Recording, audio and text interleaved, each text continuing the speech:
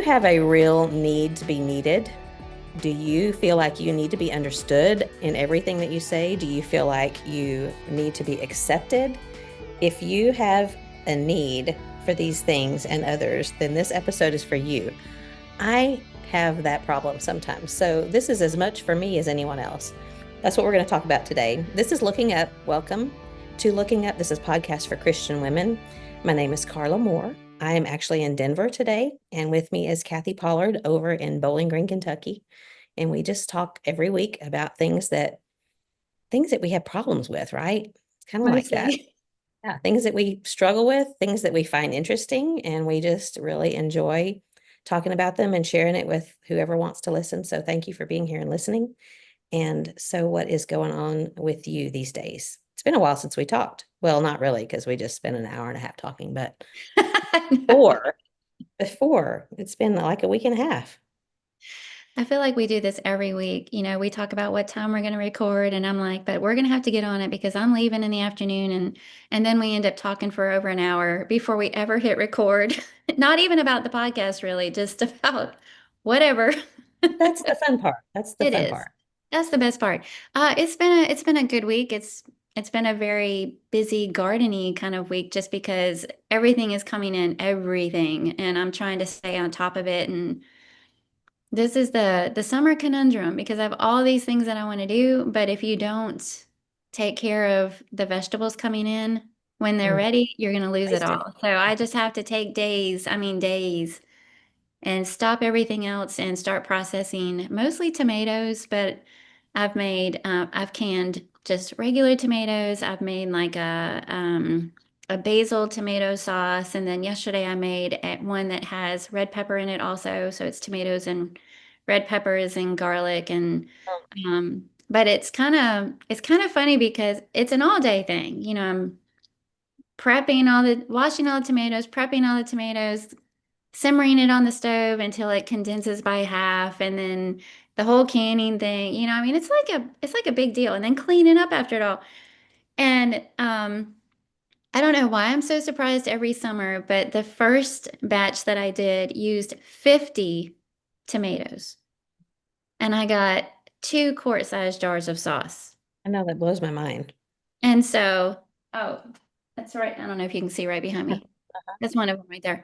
And so I'm 50 looking tomatoes. at it, all that work, growing it, harvesting it, cooking and all that work and expense. And I'm looking at my 2 jars on the counter thinking I could have gone to Aldi and bought organic garlic tomato sauce for $1.29. It would have been way cheaper. Easier, That's right. but not nearly as good and not nearly as gratifying, right? That's what I tell myself. That's what I tell I'm them. When telling we're you. using this, it should feel satisfying. But, at the end of the day, when I'm just like going, that's what this got me, it makes me question some things. Yeah. I did that one time, and that was enough for me. Oh Because man. the expense. And at the time, it was when John was really doing that with the boys and trying to kind of use it as an object lesson about sowing and reaping and all that. But I was like, all of those tomatoes, I had this table full of tomatoes and, like you said, 2 jars. And it Hmm. was way more expensive by the time you do all that stuff you do with the garden, Yeah. but Yeah. they're better, I'm sure. Yeah. And I've been freezing some okra and freezing some green beans. And we moved up the deep freeze from the basement to the main floor Where'd you put this it? week. It is, our master bedroom area is actually on the main floor, but we moved upstairs instead. There's a little walk-in closet in there, and so that's where it is. It's right there, and I'm gonna turn that area into my like extra pantry. So I have all the jars and milking stuff on one side, and then like extra crock pots and things like that on the other side. But I've been wanting to do that forever. And because I forget, I don't use things in the deep freeze because I don't think about it. It's down there in the basement, or I'm just too lazy. I don't feel like going down there. And so stuff just sits in that deep freeze and gets neglected. And I keep thinking I should move that upstairs. And especially since we're not using that walk-in closet anymore. And I just happened to mention it to Neil the other day, a couple of days ago, and he just jumped up and did it.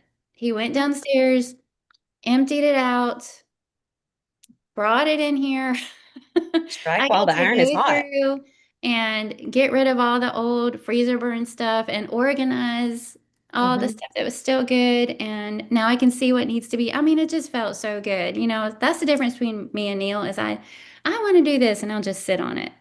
Hmm. And if it comes to Neil's attention, he just does it. Yeah. So, Now you need Micah to come build you some shelves.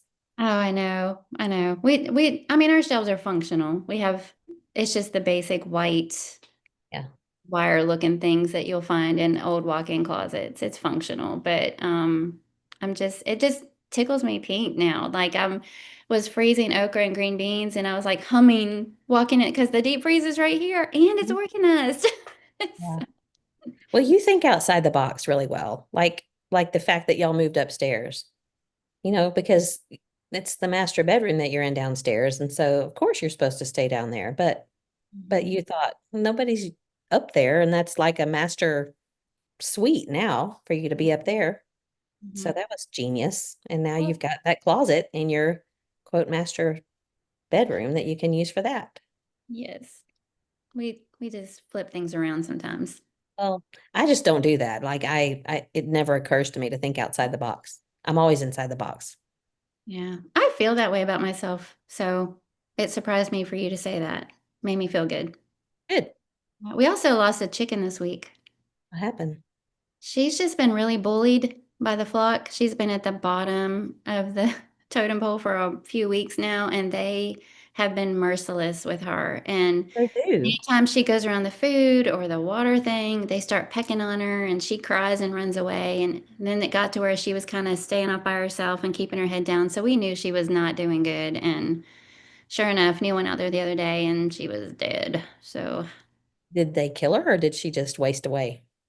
I think she wasted away. I think she probably starved. She could have been coming down with something. But from what I understand, chickens will go after another chicken that seems weak or sickly, just to not encourage predators to come Yeah. after something weak in their flock, you know. Mhm.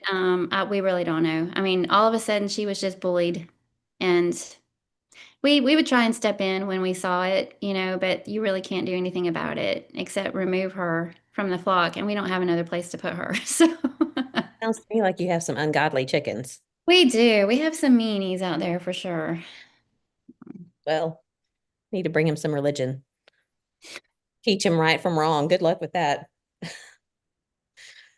Well, speaking of farm fresh, we're in Denver back here at Bear Valley, and I love this time of year, especially because of the corn. And I know I Hmm. bring it up every year at this time, but I just can't get my fill of that. It's from Kansas, but it comes over because it's so close, and it is 0 point, so I can eat as much of that as I can handle, and it's yummy, good stuff. Yes, I'm I so didn't jealous. grow it, but I still like it. Wow, it's the best part about summer, and we haven't really had it this year. I think I mentioned this on here, but the Eubanks brought us a bunch of corn, but we put it all up. Yeah. And usually this time of year, every single week, we're going to the farm stand and getting fresh corn and eating on it all week long. And we lost our farm stand that we love with the kind of Oh, corn we like. And so we've had corn maybe twice this whole man. summer. So Well, you'll be glad you have it later in the wintertime when you've got that from yeah, the freezer. yeah, yeah. Oh, My sister and I went kayaking. I saw your pictures. It looked like a Yes. blast.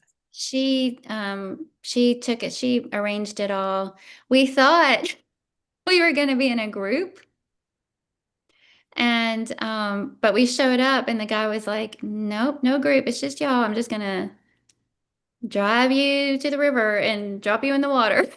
And we had about 2.5 hours to do the 6 mile little tour thing because at a certain part of the day the generators come on. And we're Mm. like, so what does that mean? You know, and he said, what that means is the water level is going to significantly rise really fast, and you're not going to want to be in the water when that happens. Oh, no pressure at all. Yeah. So then we're going, ah! And when we first got there, we said, how long does this usually take? And he said, it normally takes most people about 3 to 4 hours. And then we found out we didn't even have that long before the generator came on. So Figure. we were kind of, yeah, we were kind of booking it. But then we were making good time and we were able to pull over and Christy had packed this picnic lunch we saw just maybe somebody twice the whole time we were out. It felt like we had the whole thing to ourselves and the weather was mild and it was peaceful and it was very, very pleasant. We enjoyed A it. great day. Mhm. I'm glad you got to spend that time with her. Did they give you any instruction or have y'all both done that before? Because I don't know that I would I've know. only done it once, and that's when we went to Hilton Head, and that was a group thing. Like you had a little tour guide and everything. And Christy's done it twice. And so he was just going to say, here is your life jacket. I have to make sure you at least start out with it, but you don't have to wear it if you don't want to. And I said, is there anything we need to know? Like, is there anything you should be telling us about the water or? And he was like, no, no, I think you'll be fine. You have to sign a waiver? Yes, we did have to sign a waiver. He wasn't too worried about that. No gators or crocodiles in that water, I guess. No, there wasn't. There were lots of water birds and things like that, but and then the place that we pulled off to have a picnic had some cows and a horse. Mhm. It was feeling very magical. It was feeling very C.S. Lewis when that horse started walking toward us, and we're like, Is it going to start speaking? And then we're eating our lunch, and these little blue butterflies started swirling around us, and we're like, this is a little magical island. Yeah, fun. I'm not completely comfortable in a kayak, I guess, because it's narrow and you can to me, you can easily tilt too far and Well, I will say, Christy fell out twice. ow. He just rocked the boat, Was fell she out. standing up?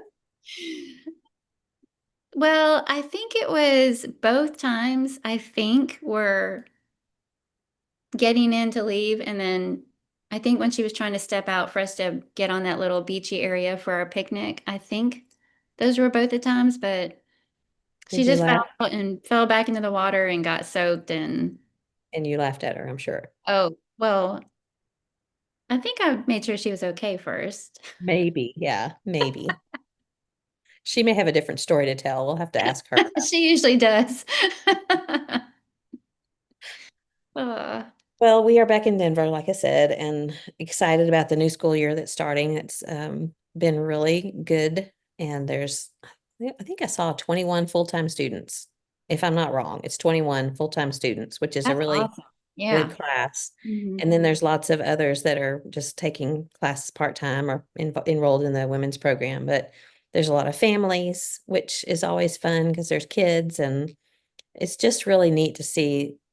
You look at this group of people that didn't know each other for the most part before, and you know that they're about to become friends, lifelong friends, because so many end up just staying in touch for the rest of their lives. And I just And love seeing even it. working together. How Uh-huh. many times have we seen them join up in a mission field or a local work? Yeah. It's just a really bonding experience. So it's been exciting to see that. Opening chapel was on Monday, and I think there was, I don't know, more like 110 or 120 people there, which is kind of unusual to have that many at opening chapel. And then Mike Vestal's been here all week. He and John are teaching the short course, and he teaches in chapel every day, and always he just there's so many times that Mike Vestal says things, and I think, how have I never seen that before? Just such practical and common sense. And he's been talking about growth and problems, and how when there's life, there's growth. When there's growth, there's problems. When there's problems, there's godly solutions. And then when there's godly solutions, there's the opportunity to glorify God and to continue growing. So it's like this cycle Mm. of good. And so he's just been kind of going into detail on that, and I've really enjoyed it. So, and actually, I just missed it because they had it today, and we've been yakking. But Oops, yeah, tomorrow sorry. I'll get to go tomorrow. I always love listening to his lessons. They're so good. Yeah, he's a good man. He Anyway, is that's what's been going on. student of the word. Definitely. Mhm. Hmm. Although when I would sit in on his classes, did I ever tell you this? I sat in on a couple early on when we were here, and then there was one class that at the beginning of class he wanted to play this game called Jesus Says. Did I ever tell you about this? I don't remember. You know what I'm talking about? Jesus Says. Uh-huh. It's a very simple game. Is that when you couldn't think of anything at I all? could not think of one single thing that Jesus said. Class full of people, and he goes around the room. Jesus said, I'm like, I got nothing. Can't remember anything. There's the I am statements, there's all kinds of things, but when people are looking at you and Mike Vessel's looking at you, it's your turn. I don't know. I don't know anything Jesus said. Yeah. So that was a That's me little every Sunday morning when Neil tries to give me an opportunity to pick the songs that he and I are going to sing in the car on the way to worship, and I can't think of a single song. You know, we know 1,000 songs, and yeah. I can't think of a single one of them. I feel like the same one comes to my head every week. It's like, Which one is that? Lord, we come before you now. Well, that's a good one. So we sang that The a lot only when one, you we might were as well pick a good one. You need to have a kids. list prepared ahead of time. I really do. I need to put it on my phone so I can go, well, since you asked. Hallelujah chorus or something like that. So we're also back in the land of Goodwills too. So Oh, did you find something fun? found something. It may not be super exciting, but I've never seen one before. Have you ever heard of Hexclad No, it looks like skillet? well, yeah, but I mean, it looks like a Yeah. beeswax. So I had never, I think what I look for are things that I've never seen before. Hmm. And it kind of looks like little diamonds all over the bottom of the skillet. And I actually went to find a skillet because we didn't bring very much with us this time. We just brought the truck and not the trailer. Hmm. And so I had forgotten to bring a skillet, and that's something you use all the time. So I went down there looking for one, and I saw this one and got to looking into it. And it's like $160 skillet, which I would never pay anyway. I think I paid $4.99 for it. And I'm Wow. not yet sure exactly why it's so special, but I'm sure there's something special about it. Hex clad. I Hmm. think it's just real durable and easy to Nice. clean and all that. So I'm excited about that. Yeah, very good. You always have good luck. I know you're diligent. Not always. There's a lot of times I walk out with nothing, but you have Mm, to do that too. Walk out with nothing and not buy something just to buy something. yeah. Hmm. Yeah. So what else Well, do going you on? remember I tried that gross brownie? Yeah. And we did hear from at least one person who likes it. Yeah. She said try it again. Yeah. Did you? No. So I'm done with that. But I did try the chia pudding. Have you seen all the chia Mm, puddings? Well, chia seed is really, really good for you. mhm. And normally I just add some to my smoothie or something like that. But I keep seeing all those recipes for a chia seed pudding. Sorry, I just stepped on my own dog. And so I finally tried one, and this one was matcha chia Mhm. pudding. And so you all you do is you mix the chia seeds, just a couple tablespoons with like a cup of milk, whatever. You could use almond milk. Some people put in yogurt, but this recipe was just milk, chia seed, ceremonial grade matcha powder, a little bit of real maple syrup, a squirt of vanilla, a pinch of salt. That may have been it. Stir it all up, and then leave it overnight. And the next morning, the chia seed swells, and gets Mhm. that thick kind of consistency. So I was a little bit nervous because in my mind it's going to be good, but I felt the same way about that dumb brownie, the cottage cheese brownie. Ugh. I'm gonna try it. The cottage cheese brownie? Yeah, but go ahead about your chia pudding. Okay. But it was good. I really liked it. But I like matcha also, but there's all kinds of versions and all different ways to try it. And originally, I was going to top it with some freeze-dried strawberries, like crumbled on top, but I had fresh blueberries, so I put some of those on top of it, and it was so good. And I mean, seriously, chia seeds are like, do you ever eat them?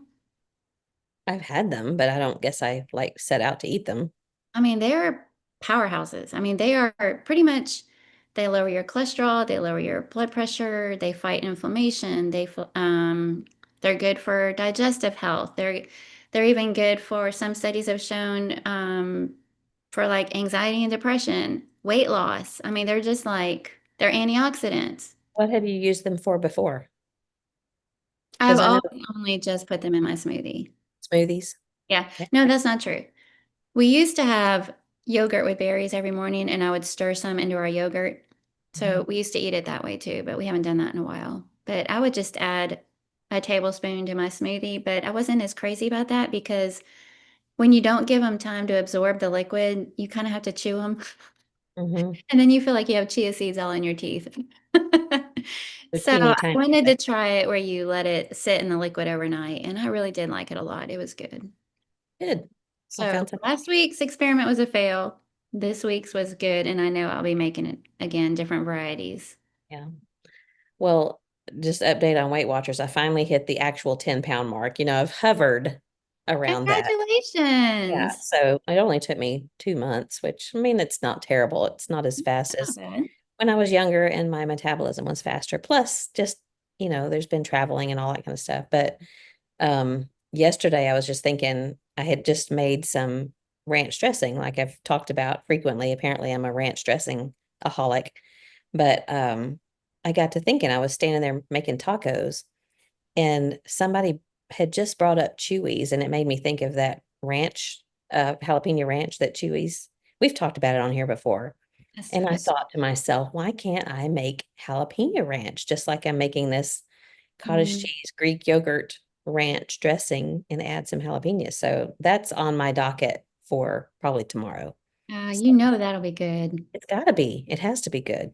That would be so good. If only it was as gratifying to dip like carrots in it and eat it. I mean, I like that, but I'd a whole Chips lot are rather have better. chips. Yeah. Yeah. You need that thin, salty, fresh, hot chip. Hmm. Yeah, Yeah. but that's Salt. not Weight Watchers friendly.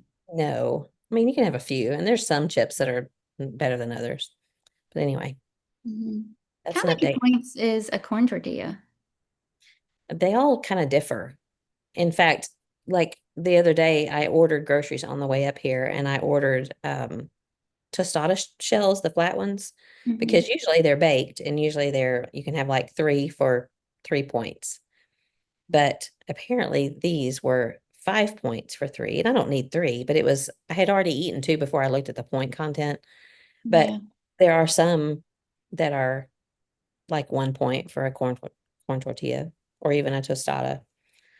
It just depends. I'm just wondering if you can cut a corn tortilla into wedges and spray it with cooking spray and bake it, and like sprinkle with sea salt and bake it, and then it'll be at least Yeah. salty, crunchy. But I don't Yeah. know how many points are one tortilla, one corn I'd, tortilla. I'd have to look at it, but that's a good idea. Mhm. I'll try that. What else you got? Let me see if we. I was gonna tell everybody about the bed fiasco, but I think that'll get tedious. So I think I'm done. Did you get a new mattress? We did. We did, finally. Yeah. So is that the fiasco?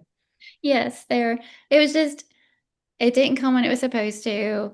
Then the day they wanted to deliver it again, we were going to be out of town. And then the day what they did deliver it, they broke it during installation. Oh, And how do so you break a because they had bed? already removed our other bed, we ended up sleeping on a queen size bed on the main floor. And once you've been sleeping in a king, Yeah. it's not very fun to go back to a queen. Yeah. And so we did that for a few nights. And well, what we didn't realize that first day that they came out, the delivery truck was very tall, very, very tall. And we have a tree line drive. Well, what we didn't realize until I was driving to Bible class later that evening is when they came down our drive, they knocked down limb after limb after limb after limb No. after limb. And we were waiting on a delivery from Amazon, and Amazon notified me, tried to make a delivery and couldn't. And I was like, what? And they had the time in there, and I was like, I was home. That makes no sense at all. Well, then I try and go to Bible class, and I can hardly get my car out of the drive, and I start dragging limbs under my car. No. So that's why Amazon couldn't make the delivery. So it's just, So will they it's be supposed to be damaged? just a simple, we're going to deliver this and set it up for you. And it was not simple at all. Has it been fixed now? Yeah, Saturday, they finally brought a new part and put it all together. And we both like a firm mattress, but the problem with a new firm mattress is your body kind of has to Mhm. take a little while to get used to it again. And so it kind of feels like you've been in a car wreck for a little while. You're like, everything feels achy. So Mhm. Neil is already used to it, but I'm still at the kind of little bit of an achy, like my middle back hurts a little bit. But Are I you the think we have princess and the pea? something similar to what you have. We have the two twin Mhm. XLs and they're adjustable, not the firmness, but you can raise the head or the foot and all that. So I'm enjoying that very much. But still in the getting used to the new mattress phase. You're the princess with the pea That's underneath. You've right. got to get you Yeah. some the padding going on. Yeah. All right. Well, what else you got? Anything? That's all. I mean, my mattress story was the highlight, so yeah, The highlight or the low all light? downhill from there. Yeah. Well, I just wanted to mention that on our way to Denver, we stopped in Lubbock and saw Alice and Paul, and she's not doing all that well. She's at home, and I enjoyed seeing her and getting to talk with her, and she's in some pain, and I can't remember what all was shared. I shared Paul's what he posted a while back, and so I won't go into details, but just everyone continue to pray for Alice, and she's she is they have said multiple times how much they appreciate the prayers from everyone. So we need to keep praying for Alice and Paul. So I'm glad I got to see her. Yeah, I'm glad you did too. I know it was probably difficult to see your Yeah, dear friend, but yeah. I I know hated to it see meant a her in lot to her pain. too, and we'll all keep praying. Yeah. Okay. All right. Are we ready to start topic? Sure. All right. So this has been on my podcast list for a long time, but you know how we've talked about you have to feel it. Yeah. And and then even after you decide you're feeling it, sometimes you're later on, I'm not feeling it. But I think it's something that I struggle with. I feel like I'm better now than I have been in years past. But I think some of us just struggle with this more than others, that need to be needed or that need to be noticed or the need to be important or, insert whatever feeling you have a need for. And I think I first started thinking about this several years ago. There's a song called I Shall Not Want, and the author is Audrey Assad. And in that song, she says, deliver me from the need to be understood, from the need to be accepted. And when I first thought about that, I was thinking, um, is that something to be delivered from? Is that something that I can ask God to help me with? Because you think about all the times in the Psalms that all the psalmists ask God to deliver me from my enemies and deliver me from uh, just other things. But these are feelings. These are insecurities and feelings of maybe fighting pride. And is that okay to ask God for help with? Well, it comes from a prayer that I followed the trail where it came from, and I wanted to just read some of the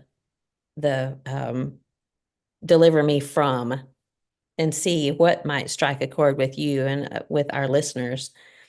From the desire of being esteemed, deliver me. From the desire of being loved, which, you think, really? Do we have to be freed from that? But sometimes we have uh, maybe an inflated need for that.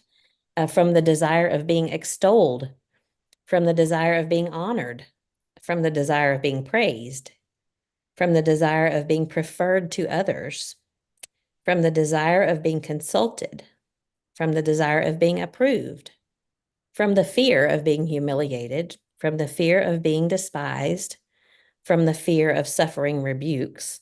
And that's one of mine. I had to look this one up. From the fear of being calumniated. Have you ever heard of that word? You know what It that means means? defamed. I had to look it up. From the fear of being defamed, people talking badly about you. From the fear of being forgotten, from the fear of being ridiculed, from the fear of being wronged, from the fear of being suspected. And then it goes on to say that others may be loved more than I. Grant me the grace to desire it, that others may be esteemed more than I, that in the opinion of the world, others may increase and I may decrease, that others may be chosen and I set aside, that others may be praised and I unnoticed. I mean, can we really pray for that and mean it? That others may be preferred to me in everything, that others may become holier than I, provided that I may become as holy as I should. So, all of those things, some of them, I don't really care. I'm not worried about certain things, but there are other things in that list that, I have a probably an unhealthy desire or need. And, there's things that we see in social media that make it obvious without being judgmental. I don't ever want to assume motives for anybody but because I know myself, I assume that other people have problems with this. We the humble brags, we tell people that, in an underhanded way that I did this so that people will praise us or so that people will say, "Oh, what a great thing you did." And is that really the way that we should be? And so I thought it would be a good conversation to have, just to talk about the need to be delivered, or the need to ask God for help, the need to ask God to rescue us from ourselves, really. You rescue me from me, deliver me from me. So, what are some things? What do you think about this? Have you struggled with any of these areas for yourself? Are Spill any the that beans. I haven't struggled with? Yeah. I've always heard that when you come into your 40s and especially your 50s, um, that along with it comes this comfort with who you are, and you don't really care what other people think, and you finally just accept yourself the way you are and love yourself the way you. And I think to an extent that's true, that there's a certain level of confidence, that comes through experience or maturity or things like that. But you're running through that list of things. When you first started talking about what we were going to talk about, I thought, you know, I can probably see that in a couple of ways. But then you started running through that list of specific things, and the more you went, I'm going, ugh, ugh. And I don't know that I would use the word need so much as want. I want people to find me funny. I Mhm. want people to want to be with me. I want people to feel that I'm important. I want people to, and so several of those that you mentioned, I felt a little cringy about because I can see that in myself, and I can see the insecurity still there, still lurking. Even if it's second guessing or doubting my own relevance these days, or, because I'm getting older, or, whatever, just little things that you don't want people to overlook you, and you don't want to feel like you're less than you used to be, or, just I think it depends on where you are in life and where you find yourself. Are you a young wife and a young mom? And so the pressures or insecurities would be a little bit different than when you get to be my age, and maybe feelings that you've never even experienced before Mhm. are kind of creeping up, and you don't even know how to deal with it because you've never felt that way before. Does that Yeah. make sense? Yeah. Yeah, I don't know how to deal with it. That's a good way of putting it. And you said, we should get to a point where we don't care what people think. And that's kind of where the problem is that we care what people think more than we care what God thinks. And we find more fulfillment or validation, or whatever word you want to insert there, in what people, or how we perceive people are seeing us or thinking of us. And if we matter to people, and being able to somehow transfer that want or the desire, the need, whatever it is, from people thinking we are worthy, to trusting in God to provide that sense of fulfillment. And that's kind of tough. Mhm. It shouldn't be, but I think it's just a human. I mean, God created all these desires in us. He gave us this desire for community and to be around people and to be validated. But I think it's just like anything else. It's twisted. What is it? All sin. There's somebody that said that all sin really is something good that God created, that we have twisted it to make it bad. Even at the beginning in the garden, how Satan deceived Eve, and think that happens to us. I see it in men sometimes. Yeah, I've seen this as it in preachers, for example, as younger men come along and they are talented, and I think I have known some older preachers that have felt this way. And it's not that they're any less relevant. It's just that they have to make room for other people. And I know for me personally, I think I've confessed on here, when before you and I have both been the dean of women here at Bear Valley. And when we left and moved, then I quote lost that title. And I felt a little sense of, um, I don't even know what word to use, but it was like there was something about that title that gave me some validation, or it gave me some sense of importance, that when I didn't have it anymore, I felt like maybe I'm not as important as I was before, or maybe I'm not as worthwhile, or whatever, insert word. So I think it's just a human thing. And how I thought we would talk a little bit about how to how to not want that so much from worldly things and from people, and look for it more from the Lord. So Well, the ironic thing is that we are needed and we are loved and we are important. God tells us that over and over in His Word, not in a proud, look at me kind of a way, but because of the value that He places on us as His beloved and His creation. And we already have all of that from the most important being, ever. And so I think it's really the issue is, what's our motivation and what are we seeking? God's already given us the greatest validation, when He sent His Son and invited us to be His children. I mean, mhm, what more could we possibly want than that? But how easy it is to get our hearts and minds turned and to start the comparison game. I think that's for me, you know, if I'm honest with myself, that's probably the root of the problem is a sense of pride and a problem with comparison. And so I feel like I'm falling short or I'm not measuring up or I'm not as, fill in the blank. Popular, funny, skinny, whatever it is. And so those two things we know aren't Christian traits anyway.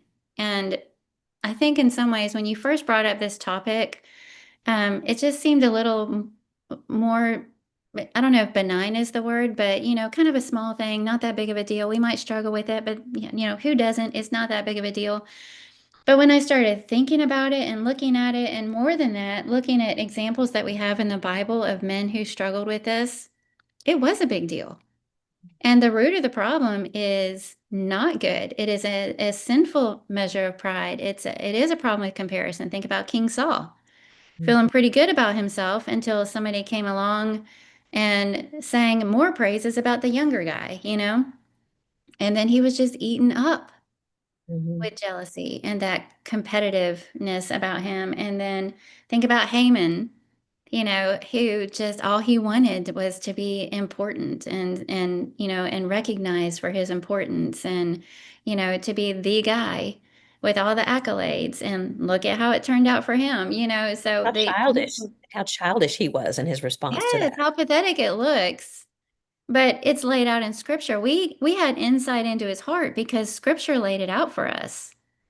And what if that was my name in print?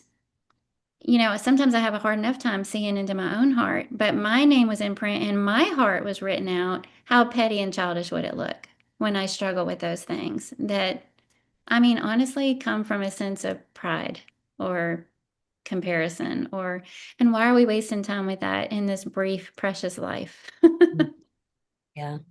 Well, it all really boils down, kind of like you're saying, to pride and humility. And anytime anytime someone wants to preach on humility or talk about humility, it almost is impossible to do, because you are sort of setting yourself up. And you know what I mean? It's like somebody says, I'm going to write a book on humility, and I'm also going to wear my most humble badge here today, talk about how humble I am.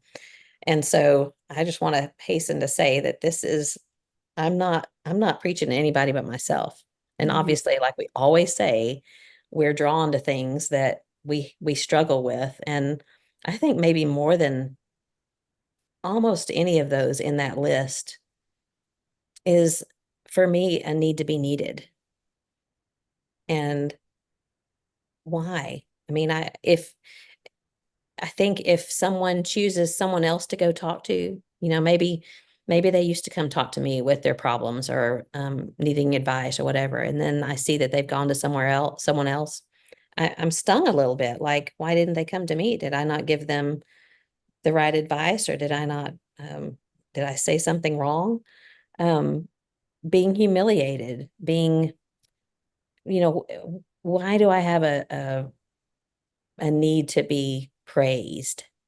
Mm. And I don't think we have an episode that was one of yours about praise me. We need to be stroked, I guess, for lack of a better word. We tend to want people to stroke us and pet us and say how great we are.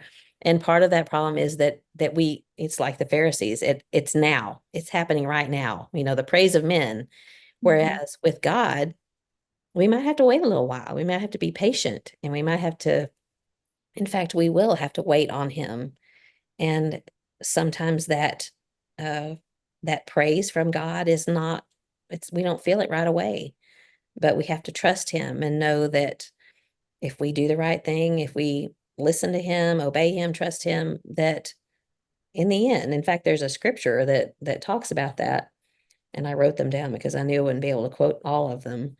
Um, but one's in James, and now of course I can't find it, but it says, humble yourself under the mighty hand of God, and in due time he'll lift you up. And then there's another one I want to say in First Peter.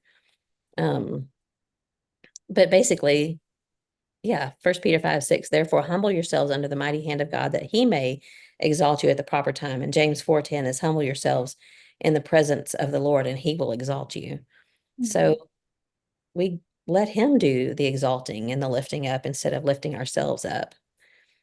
So anyway, I just thought I had like three different ideas of prayers that we can pray. Well, maybe a prayer prompt or ways to ask God for help in this. And the first one is help me escape my need for validation. And I think maybe other words for validation would be confirmation or affirmation.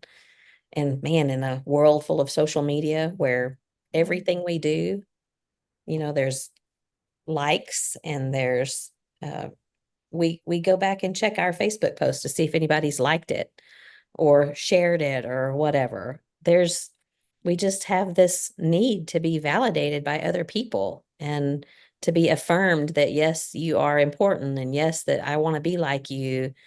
And how can we ask God to help us be freed from that? Because he created us with those human needs. So you have any ideas how we can escape that need for validation? Do you need to be validated? Yes. I affirm you, Kathy Pollard. You're Thanks. important. I mean, you mentioned the whole need for praise, kind of a thing. I embarrassingly struggle with that. And I think it comes back to that, what's that quote about how you respond to praise versus how you respond to criticism? Ugh. If praise inflates you, then criticism will defeat you. Mm, And I find myself there, and I know I struggle with it. I know that's a heart problem. And it's very difficult. And, the opposite of that is true. It goes on to say, I don't remember how the second half is worded, but the opposite of that is true, that if praise humbles you, and I know when I look at other people, I can see those two different reactions very clearly in them. So I know people can with me too. The people that are humbled by it, and truly, it's not like a false deflection. They truly are not interested in praise, and um, then if praise humbles you, then criticism will, and I forget the word they use, but basically refine you, help you grow and in all the ways that it's supposed to. So I know how important it is. And I keep going back to that verse that you first drew my attention to so many years ago. Is it Psalm 115, verse 1? about, not Mhm. to our name, but to your name be glory and honor. And the prayer of releasing me from the need to feel validated to me is a reminder of that psalm, that it's not about glory for self, and that our motivation and everything that we do, how we're seen, how we serve, whether or not anybody sees it or not. If you ever done something and then found sneaky little ways to, like you say, the humble brag, or it's like the serving version of the name drop, Yeah. When letting I it was slip. over at Paul's Yeah. house Letting doing this it good thing. slip. You're just Yeah. sharing the news about somebody, but you're also dropping in there that when I went by to visit them, Yeah. um, so that people will know, can you ever just do that and nobody ever find out and be perfectly happy with that, because that's not why you're doing it. I love the prayer. I love the prayer, release me or deliver me from. For me, I don't know that it would be validated so much as the need to be seen, you know. Ugh, Yeah. I hate even saying it out loud. Yeah. Well, you posted one of your quotes, I want to say a day or two ago, shine without the desire to be seen. Hmm. That's what we're talking about, is doing good, not because you want people to see you doing good, but do good because it's the right thing to do good. And God sees those things, and learning to be content with knowing that God sees, and that even if nobody else does, it's good enough and it's better than enough. And it's wonderful to know that God sees. I think it's just a growing effort, and it's an awareness. And I think that you brought it up already to me, help me escape my need for validation or whatever, confirmation, affirmation, is to examine our motives. And that to me is the answer here, is to ask ourselves, why am I doing what I'm doing? Is it to be validated by someone? You're getting ready to post something on Facebook about what we just did, or whatever it is. And again, I'm not here to judge someone's motives. That's everybody's own business, and you'll have to do that yourself. But if we are about to tell someone about an act of service that we've done, so that we'll get lots of pats and likes, and oh, I wish I could be more like you, then that's the wrong reason, and we need to back off of that. What are we seeking? And this is a hard thing to examine our motives, and to be honest with ourselves Hmm. about, am I really doing this for the right reason? Am I doing it for God? Am I doing it for that person? This act of service, I'm doing it for them. And maybe sometimes we do it to be seen, but being aware, saying to ourselves, hey, maybe I need to do a little bit better about this, and do something in secret, not your left hand know what your right hand is doing, and don't say anything about it. And God has a way of blessing you. And there's a psalm, I think, that says you don't have to tell it, but somebody else will. And that's a terrible butchering of whatever verse that is. But Right, but I know the one you're talking about. Yeah, yeah, let your neighbor praise you in the gates and not yourself, or something like that. exactly. Yeah, Yeah. that's it. So God has a way of giving you affirmation and validation by people and Him, when you do it with the right motive. Remember that Uh, book that I mentioned a couple weeks ago, I think, about humility, and it said that it was the path to joy and freedom. And I think it is so applicable to what we're talking about even now, that desire to be seen or validated. Think about how it sucks the joy out of everything that you do. Because if that's your follow-up to service, then you're waiting. mhm. You're waiting for somebody to mention it. You're waiting for your name to be mentioned during the announcements. You're waiting for somebody to come over and say something to you. You're waiting, or think about, say that you're struggling with jealousy over you used to be the person and now everybody likes somebody else better. I know it's a very juvenile example, but hey, I've been there. Yeah, So, same, same. um, so then instead of showing up to offer encouragement and fellowship and in just joy and being, you're watching, you're looking, you're seeing who's going to talk to them versus who's coming to talk to you and who wants to include you. It sucks all the joy out of just fellowship and service. But if you remove all of that and don't worry about that and pray about being delivered from all of that, you can just enjoy the joy that comes from service, Mhm. period. And then there's that path to freedom of, because it's done. And you can just enjoy being with brothers and sisters and going up to somebody and talking to them, not caring about what everybody else thinks about you or who everybody else would rather be with. It's just we entrap our own selves with our petty desires and insecurities. And, God knows us better than we know ourselves, and He knows what leads to true joy and true happiness and contentment. And that's why He tells us how to live and what our hearts should be like. And, I really do think that in this case, in all of these things, humility really is the path to joy and freedom. That's such a good point. And what you're talking about, you're sitting around waiting, and your joy could come from the act of service that you're doing, and Mhm. knowing that you're doing a good thing for a good person and for a good God. And yet we set that aside, and here we are later waiting, looking over our shoulder, seeing to see. And I Mhm. think we may even be making it more evil than it is, because Yeah, people don't really mean to, right. not gain joy from their what they're doing, but their joy is not full until someone else notices it. And that's a sad thing. So Mhm. examine our motives, think about, what am I seeking? Uh, Really examine our hearts and do some hard questioning of whether or not our motive is pure. And I think being okay with however people see you. If you know you've done something for the right reason, and even if somebody's accusing you of doing something to be seen, and you didn't, you got to be okay with that. You've got to be at peace with knowing that God knows your heart, and that God is the just judge that First Peter 2 talks about. Other people are not just judges, but God is the just judge, and leaving things in his hands. Um, and what are we afraid of? I think we're so afraid of how people are going to see us and think of us, and afraid of not being accepted, afraid of whatever it is. And makes me again think of that Proverbs 29:25, that the fear of man brings a snare, but he who trusts in the Lord will be exalted. And so if we're afraid of people thinking that we're a certain way, or afraid of not being seen as important as we think we are, that's a snare. It's something that's going to trap us. And we've got to be aware of that and realize that Satan is in that and God is not in that. So help me escape my need for validation, to me, practically, is to examine our motives. That would be one way I would address that.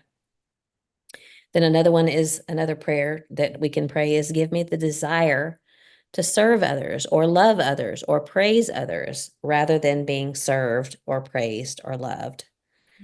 Mhm. So it's not just about doing it, but about desiring it. And that was kind of what struck me here, is that, I can make myself do those things, and I can even enjoy those things, but to set someone else in front of me, to wish that they were praised more than me, to wish that they are loved more than I'm loved.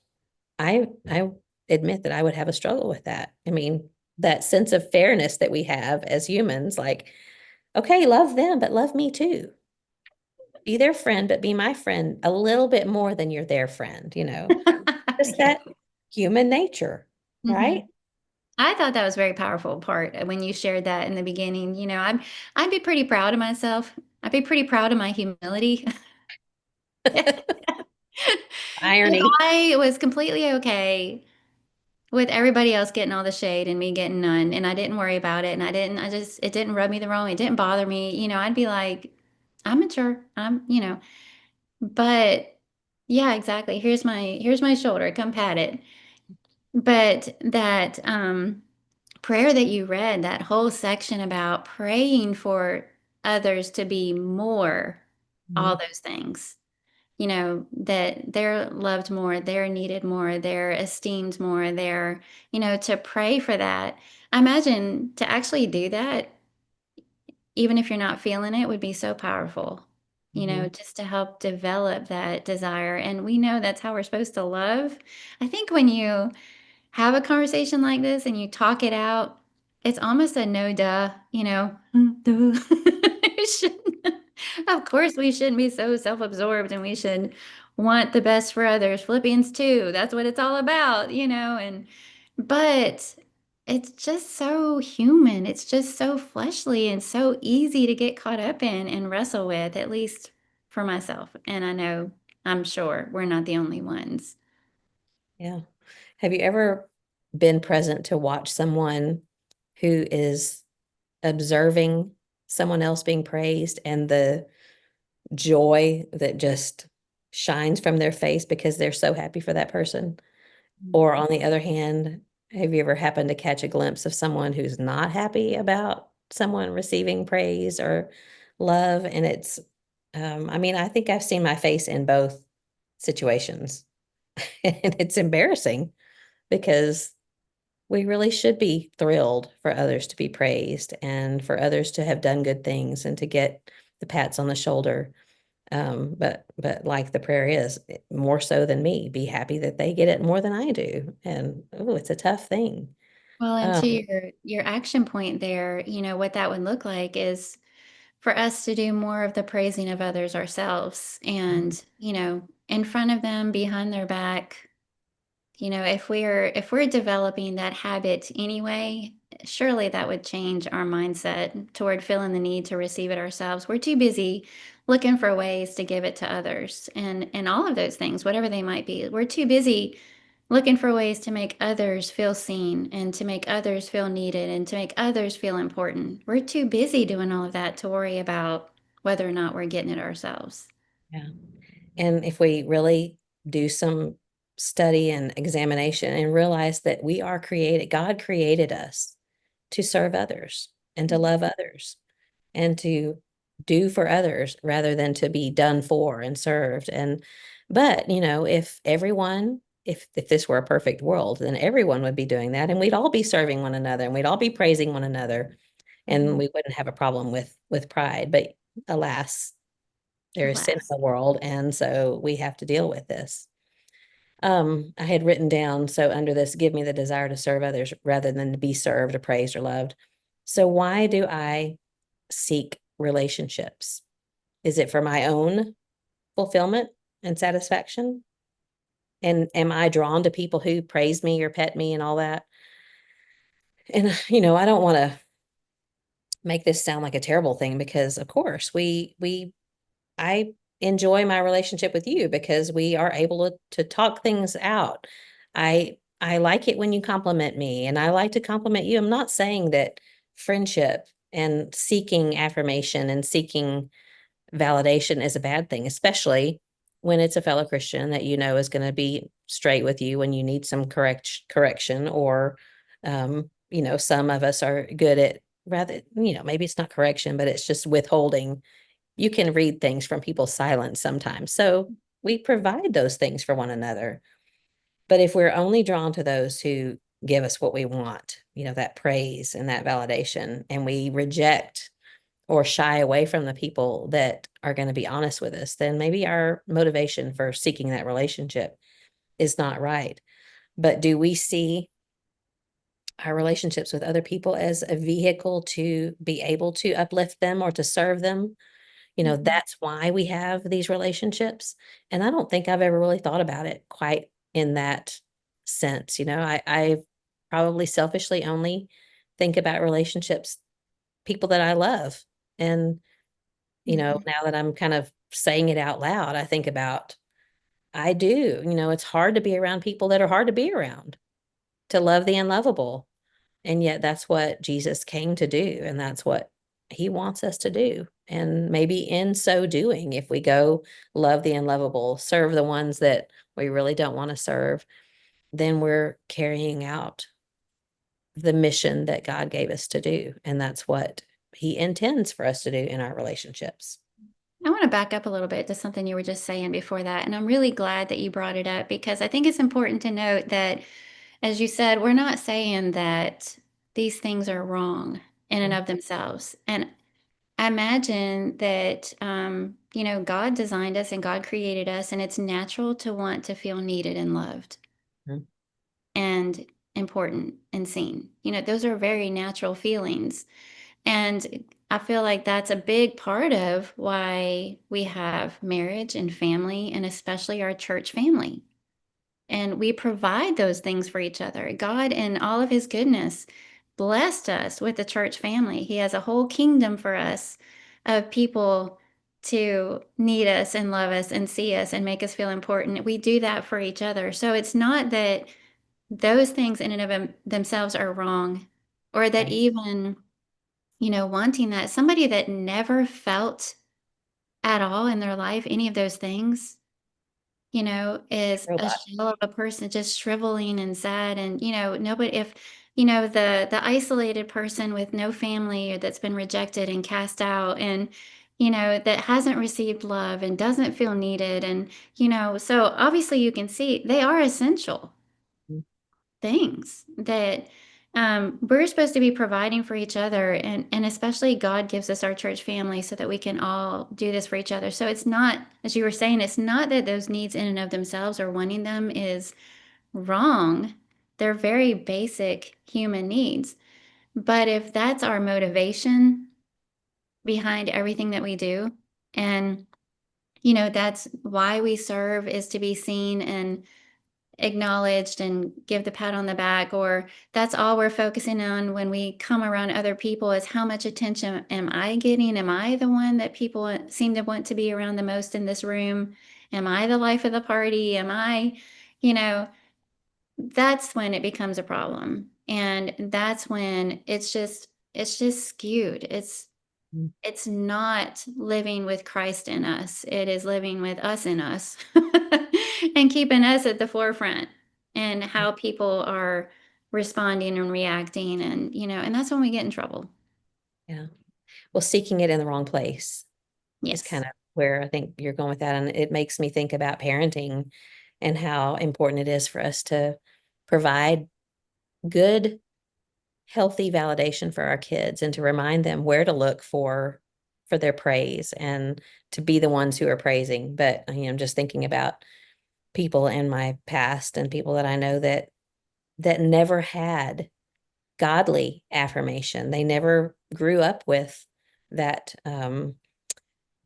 righteous praise and have ended up looking for it in all the wrong places. And so, just as a side note, thinking about again the responsibilities of parenting and providing healthy ways of seeking, or I guess seeking is the right word because, like you said, we all need it. But Mhm. as parents, we need to be mindful of that and make sure that we're teaching our kids to look for these things and find them in the right places and not the wrong places. Well, to borrow the verse about it's more blessed to give than to receive, think about, we've talked about this regarding marriage. In that relationship, don't be stingy with your praise. Be generous with your praise and be generous with your good words. They speak life to your marriage. Of you tell your spouse, I need you, I love you, you're the most important person in the world to me. All those very things that we're talking about.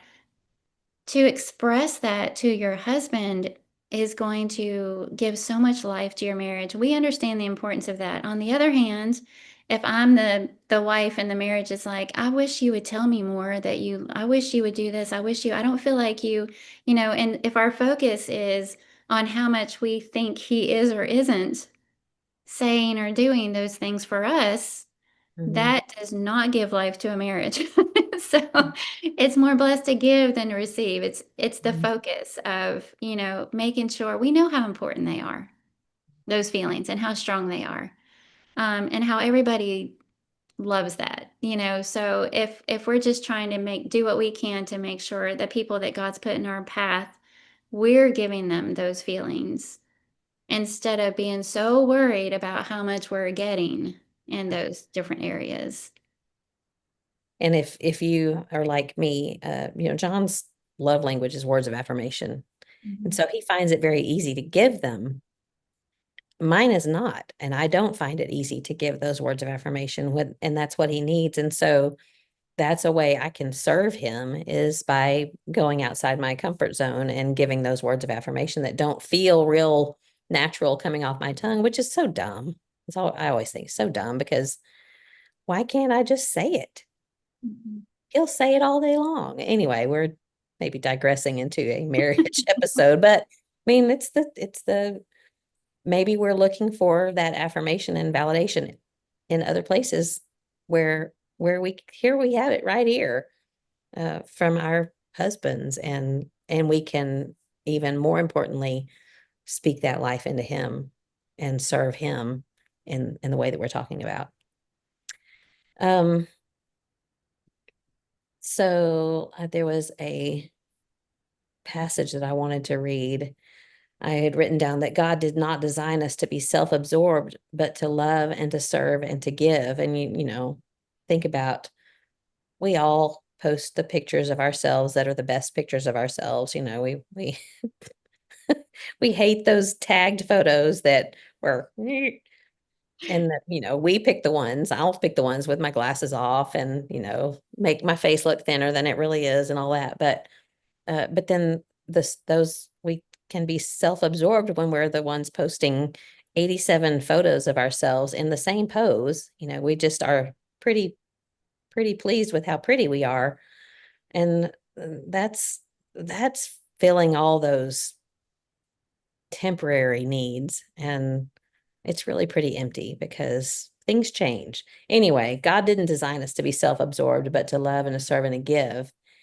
And to trust him to fill those maybe lonely feelings when we feel like everyone else is getting the attention, or hey, I did this and nobody knew about it. But to learn to trust God to fulfill all of that. There's a passage in, it's a psalm, and of course I cut off, I'll have to share next week where it is, but it's a psalm. There are many who fight proudly against me. When I'm afraid, I'll put my trust in you, in God, whose word I praise. In God I have put my trust. I shall not be afraid. What can mere man do to me? All day long they distort my words. All their thoughts are evil against me. They attack, they lurk, they watch my steps as they have waited to take my life. Because of wickedness, cast them forth. In anger, put down the peoples. But this is the part that I love, and I know that you do as well. You have taken account of my wanderings, put my tears in your bottle. Are they not in your book? Then my enemies will turn back in the day when I call. This I know, that God is for me. In God, whose word I praise, in the Lord, whose word I praise. In God, I have put my trust. I shall not be afraid. What can man do to me? So, learning to trust God with those feelings of maybe inadequacy or those feelings of loneliness when we don't have the attention that we want from other people, to know that God sees those, and he puts our tears in his bottle. And then third, here's the third prayer that I think we can pray. Help me to find my satisfaction in you, and help me to find my satisfaction in humility and service. And that's kind of a tough thing to do when we see other, we're beating a dead horse here. It's the same thing, but we see other people being praised and served, and we don't feel like we're getting enough accolades. Are we finding our satisfaction in him and in humility and service? Again, this is what we're designed for. We're designed to serve others and to love others. And do we really believe that? Sometimes I think I don't. It seems like one of those try me now and see challenges, when God said, just give to me and I'll open up the stores of heaven and shower down so many blessings upon you, you won't even have room to store them all. Try me now and see. God is saying, put me to the test in that situation. And couldn't he say the same thing and this, try me now and see, do it without any concern whatsoever. Your service, your love, your giving, do it just because it's the right thing to do and for the sheer joy of service in itself. And try me now and see if it's not the most satisfactory, peaceful, Mhm. joy-filled, free, freedom in Christ kind of life that you could possibly live. Just try it. And I was thinking about the examples I gave, negative examples, King Saul, Haman, you can see they really struggle with this. But the good example of all of this, I thought of John the Baptist, who came to prepare the way for Christ. We call him the forerunner. The Bible prophesied him, and I mean, he played a really important role. But look how he saw himself. Yeah. when Jesus did come along and there were all these changes taking place, and John the Baptist is, leading and serving under the old law, and Jesus is coming in and he's changing things and bringing in the new law. And, what does he say? John 3, verse 30, he must increase and I must decrease. I'm going to diminish. John the Baptist had a leadership, he was a leader and he had a following, if you will, but I'm going to diminish myself because the ministry of Christ needs to increase, and that's who everybody needs to be looking at, not me. And I thought about how much we can relate to that, and we've had opportunities to serve. Maybe you've had an opportunity to lead a situation, but John kept the right perspective. He was put in an important role, but he didn't develop an inflated sense of self in that role. He just saw it as an opportunity to serve Christ. And somebody said, I should have written down where I found this. John knew that he had to put self down and keep him down. And that was Mm. the part that I loved because Mhm. I'm sure, just like with most things that we struggle with, there's ups and downs. There's times when it doesn't bother us all and we're doing perfectly fine. And then something might happen and we have to put self down, and keep putting self down. D.L. Moody said, one may easily be too big for God to use, but never too small. Mm. I love that. Mhm. Get out of our own way. You have a Bible mark and get over yourself. That Yeah. would be a good one to go with this episode. I wrote that Malachi 3:10 verse down too. Test me now in this. And he's talking about giving. And I thought about test me in this, serve and see how you'll be served. And Mhm. give love or give attention or give praise, give time. And God returns that. And it's just, a matter sometimes of being patient and trusting God, and you might not see it for years. You might not ever see it in your lifetime, but somewhere down the road, Mhm. God's going to use that humility. Um, Another thing that struck me while we were just now talking is, if we're admitting that we struggle with these things, but imagine the people that have probably legitimate reasons to feel that way.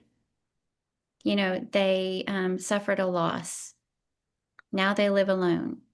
They're experiencing a health crisis that has completely changed their life, and all the things that they used to be able to do, they can no longer do. Or they had to relocate and they've gone somewhere where they don't know anybody and they have no shared history and nobody knows their value or their talents or their skills. There are a lot of different situations that people can find themselves in that they legitimately might be missing some of those feelings of being known, needed, loved, seen because they're missing something. There is a hole there. There is, and so if we're struggling with that when we are not in any of those situations, how many people around us really are legitimately struggling with that? And we're so worried about ourselves that we're not even seeing it.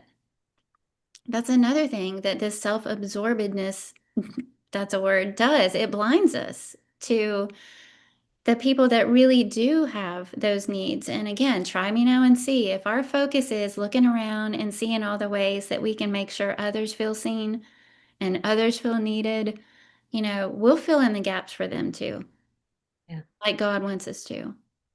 Hmm. I love that. This past Sunday was picnic Sunday, and Corey Waddell had the devotional, and he was talking about having gone with the young people on. It's an outing. It's a camping adventure kind of thing that Scott Simpson does called Elevate, and they take kids out in the mountains and they have devotionals and they just get them away from the world and try to focus on spiritual things. But one of the things that they did was go on a ropes course. Have you ever done one of those? I don't think so. I have not. I'm too chicken. What is it? But well, you've seen them. It's where you climb up in the trees and you're attached to harness and ropes and you do, walk tight ropes and you have things to hold on to, but you're still walking a rope and the ropes will keep you from falling, but you'll fall off and it'll catch you. Hmm. And he had said that they had like kayaks turned upside down that you could walk over and you're suspended, so you're way up off the ground. And so he said he was just talking about how he was hugging the poles. He was timid about going out on these tightrope situations, even knowing that he had this harness tied to him. And until he fell, and he fell, and the harness caught him.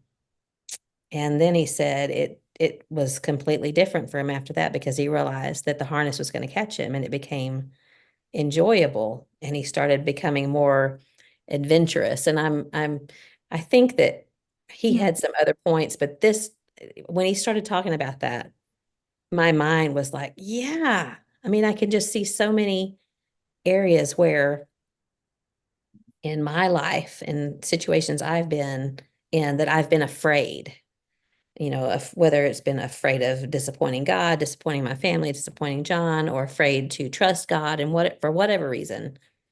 And yet it wasn't until I had a situation that I fell that I realized, looking back on it, I really can trust God with that. mm, And he's going to catch me, and he's going to pull me back up. And it's not my own power, it's the power of this rope, it's the power of the Lord. And then all of a sudden you can let loose. And I just thought about that with, test me now in this. mhm, Just give it a try, and go out there and look. Like you're saying, look for people that need praise. Look for people who are alone.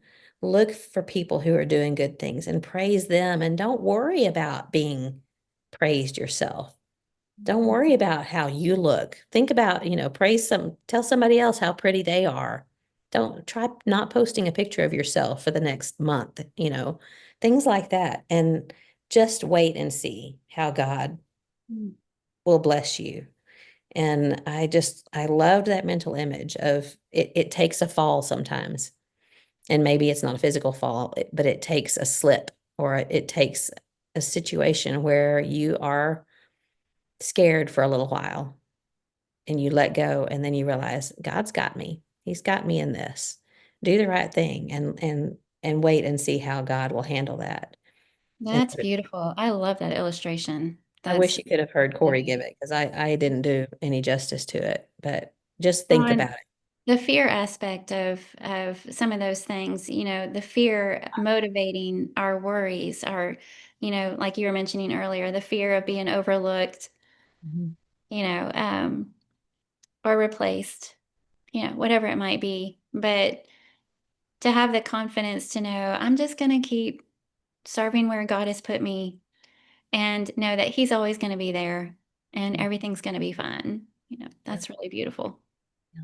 Well, and you were talking about John the Baptist. It made me think about Paul, in the time that he said, some preach Jesus for the wrong reason, others preach it for this reason. And he said, it doesn't matter as long as Christ is being preached. And